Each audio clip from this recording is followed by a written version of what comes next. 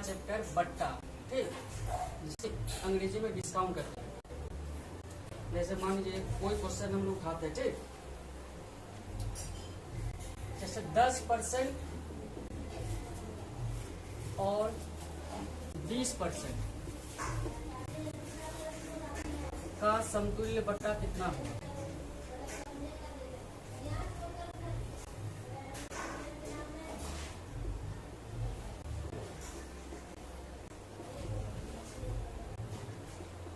देखिए समतुल्य मतलब क्या होता है, जैसे 10% और 20% दोनों का एक बट्टा, ठीक।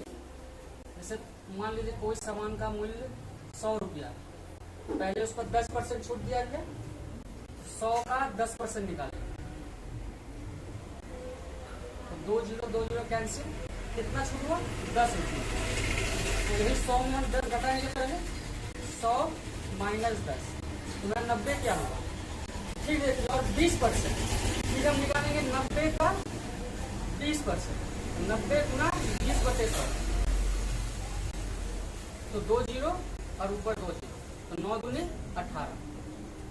ये जो 18 है फिर 90 में माइनस करेंगे, तो 90 माइनस 18 इक्वल टू 72। यानी कोई चीज का मूल्य अगर 100 रुपया है, उस पर 2 छूट 10 और 20, तो हमारा कुल छूट यानी मूल्य हो जाएगा 72, ठीक। तो 10 लिखेंगे, देखिए छूट है माने माइनस होता है, -10 कि 20% ये भी छूट है, तो -20, और देखिए माइनस माइनस प्लस, तो यहाँ साइन देंगे प्लस का और दोनों को इंटू कर देंगे, तो 10 इंटू 20 बटा 100, 2 0 ऊपर 2 0, तो देखिए -10 -20 -30, और यहाँ प्लस देखिए 1 इंटू 2 2 इक्वल टू -28, यानी -28% इन दोनों का एक बट्टा। तो उस समय देखिएगा हम निकाले थे 100 का कितना आया था 70, तो 100 गुना 28/100, 2 0 कैंसिल, हमें कितना है 28, यही 100 में हम 28 माइनस करेंगे, तो देखिए वही 72 आ गया। आइए देखिए नेक्स्ट क्वेश्चन, ठीक। एक छाते का मूल्य 80 रुपया है, जिसको कितना में बेचा गया 68 में, तो छूट की दर, इस बार देखिए दर पूछा गया, और हम लोग देख लेते हैं क्वेश्चन। देखिए RRB 2009 TCCC में पूछा गया था, ठीक। देखिए मूल्य 80 है, जिसको बेचा गया 68 रुपया, तो कितना रुपया कम करेंगे, गलत माइनस करेंगे, 80 माइनस 68, कितना कम है 12 रुपया, ठीक। देखिए तो 12 कितना में कम हुआ 80 में, 12/80 गुना छूट की दर, दर मतलब हमेशा गुना 100, ठीक है। अब देखिए यहाँ 1 0 कैंसिल, और यहाँ देखिए 4 दूनी 8, 4 3 12, और देखिए 2 से ये 10 5 बार, नीचे कुछ नहीं, ऊपर देखिए 5 और 3, 5 इंटू 3 15%, यानी 80 का सामान अगर 68 में बेचा गया तो छूट की दर क्या है 15%, क्लियर। आइए नेक्स्ट क्वेश्चन, ठीक। देखिए ये क्वेश्चन RRB 2006 TCCC में पूछा गया। चलिए, एक टीवी का सूची मूल्य मतलब अंकित मूल्य, जो टीवी का ओरिजिनल मूल्य, ठीक, उसकी कीमत है 10,500। यदि बिक्री कर की दर 8% हो तो टीवी खरीदने के लिए कितनी रकम चाहिए। अब बोल रहा था कि बिक्री कर 8%, मतलब 8% उनको उस पर और टैक्स देना होगा, ठीक। जैसे मान लीजिए वैट हो गया, GST, कुछ भी कर सकते हैं, ठीक। तो देखिए कुल मूल्य 10,500, इस पर देखिए 8% बिक्री कर, ठीक। तो हम लोग क्या करेंगे, 10,500 गुना ये 8 हम 100 में जोड़ देंगे, तो 108 बटा 100, क्योंकि देखिए कोई भी चीज, किसी चीज का मूल्य जो होता है वो हमेशा 100% होता है, और उस पर 8% हमको और देना हो, इसलिए इतना मल्टीप्लाई 108/100 डायरेक्ट कर दिए। तो देखिए क्या होता है, 2 0 कैंसिल, ऊपर क्या बच गया 105 गुना 108, इसको देखिए मल्टीप्लाई करेंगे, 105 108, ठीक है, देखिए 8 5 जा 14, 0 4 8 0 0 4 8 1 जा 8। अब देखिए यहाँ 0 है तो सब 0 0 0 0, यहाँ 1 है तो वही सेम उतर जाएगा। देखिए ये 0 ये 4 ये 8 5 13 का 3 अपने 1 0 0 ये भी 1 ये 1, तो मैं आंसर क्या दिया 11,340। यही मेरा आंसर है। देखिए नेक्स्ट क्वेश्चन, एक टीवी सेट का मूल्य 9%, देखिए इस बार बिक्री कर सहित बोला गया है। क्या बिक्री कर सहित इतना, तो इसका अंकित मूल्य यानी ओरिजिनल मूल्य क्या है, ठीक। और ये क्वेश्चन देखिए आरआरबी 2006 ईवी 2006 आरआरबी किसी चीज से पूछा गया था। तो आइए क्वेश्चन की तरफ, देखिए क्या करना है। ये 9% बिक्री कर सहित इतना है, तो 9% बिक्री कर सहित, तो इसका मतलब है कि 109% बराबर इतना होगा, ताकि बिक्री कर सहित बोला गया अलग से नहीं, ठीक। तो 109% बराबर इतना, तो इसका ओरिजिनल निकलना अंकित मूल्य, तो हम क्या निकालेंगे इसका जो 100%, तो देखिए ये हमारा ऊपर रह जाएगा बटे ये गुना 100, ठीक है। अब देखिए हम इसको काटेंगे, देखिए ये देखिए ऐसे नहीं करें, सीधा इसको तो 1 2 3 इंटू 100, तो इसको गुना करने में कोई दिक्कत नहीं, इंटू 100 है तो 1 2 3 1 से गुना के उतना ही और 2 जीरो बैठा, तो हमारा ओरिजिनल मूल्य। अब आइए नेक्स्ट क्वेश्चन की तरफ, ठीक।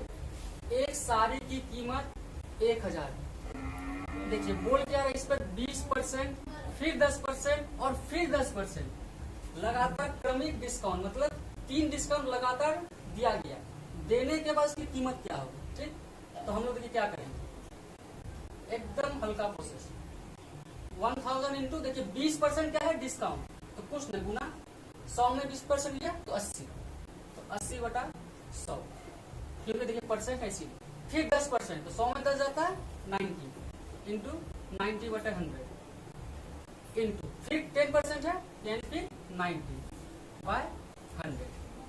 अब ये कैसे इसको काटना है, देखिए 2 0 2 0 2 0 कुल 6 जीरो है, ऊपर भी देखिए 3 4 5 6 सब जीरो कैंसिल। अब देखिए 8 9 इंटू 9, तो 8 9 जा 72 और इंटू क्या बन गया 9, ठीक। 9 2 जा 18 हाथ में 1 और 9 7 जा 63 1 64, बस ये हमारा आंसर। एक व्यापारी अपनी वस्तुओं पर क्रय मूल्य से 20% अधिक मूल्य अंकित करता है तथा अंकित मूल्य पर 5% बटा देता है छूट, तो उससे कितना प्रतिशत लाभ हो।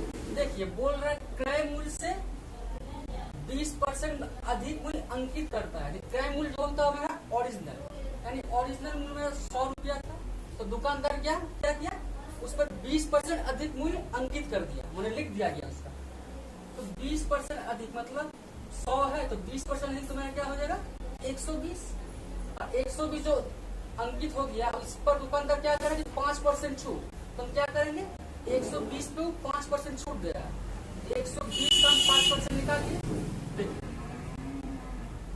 1 0 0 5 दूनी 10 और 2 6 12, तो 120 में ही 6 रुपया छूट दिया, तो 120 में देखिए हम 6 माइनस कर देंगे, उसके बावजूद देखिए इसका मूल्य क्या रह जाएगा 114, और इसका क्रय मूल्य क्या था 100, लेकिन 20% जो अधिक अंकित किया उस पर 5% छूट दिया, लेकिन तब भी देखिए मूल्य इसका क्या हुआ 114, तो देखिए पहले 100 था और छूट के बावजूद भी 114, तो इसका लाभ कितना हो रहा है, देखिए 100 था 114, तो कुल लाभ 114 माइनस 100, तो तब भी देखिए इसको 14 रुपया लाभ, ठीक है, यही हमारा आंसर। आइए नेक्स्ट क्वेश्चन, ठीक।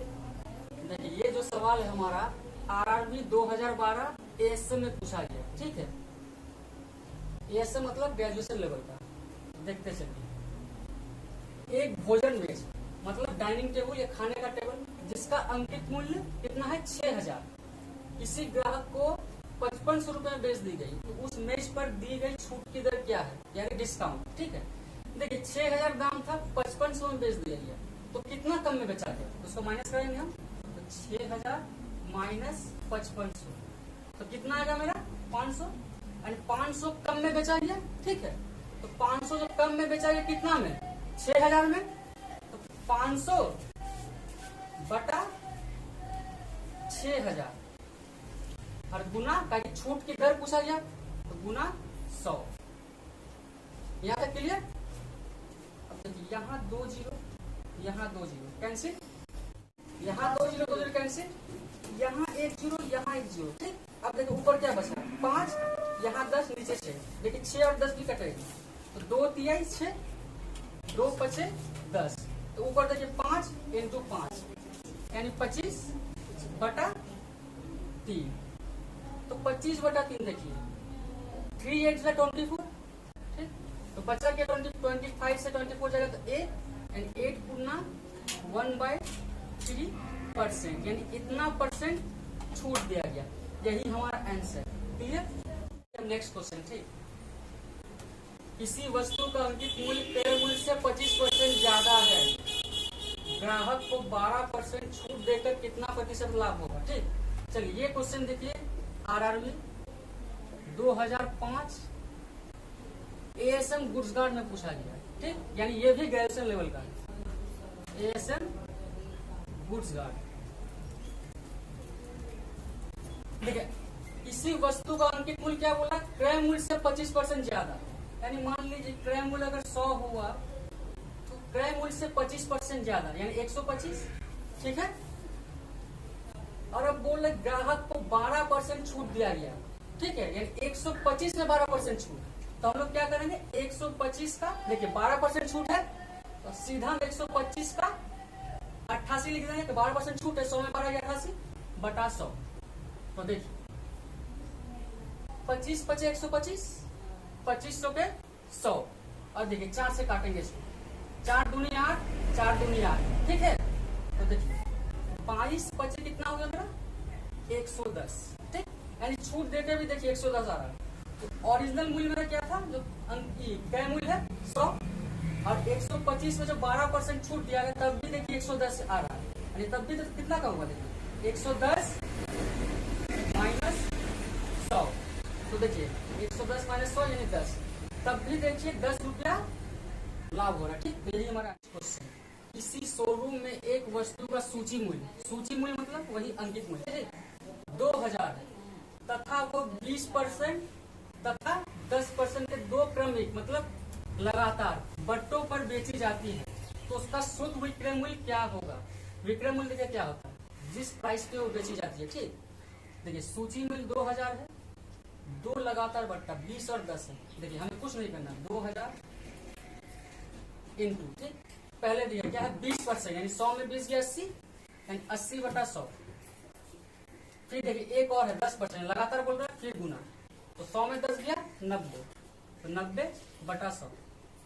अब देखिए 3 जीरो 1 4 जीरो, और नीचे भी देखिए 4 जीरो, चारों जीरो कैंसिल।